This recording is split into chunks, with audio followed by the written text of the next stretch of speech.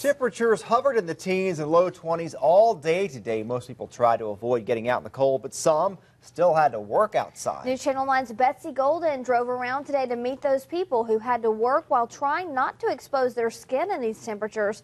She joins us now from outside. Betsy.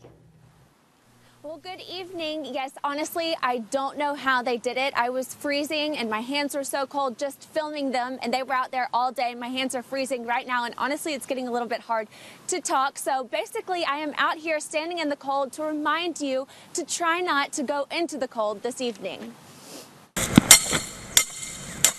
We ain't worked today all week. Until now, and it's one of the coldest days this week. It was only 18 degrees when I found these two fixing some landscaping in a yard.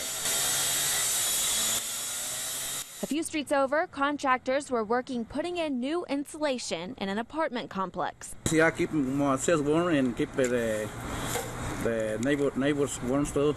They showed me a little trick for keeping warm. Insulation, que no quieren orange insulation, the body, the orange.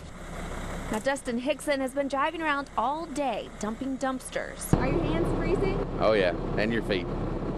Not only is he freezing, but so is his truck. It's so cold, the brakes froze. I'm a mechanic. I had to come down here, his brakes froze up. A reminder to you that these temps aren't easy on your car. The oil's thicker in them, the air freezes up. If it gets a little moisture in there, the brakes will freeze.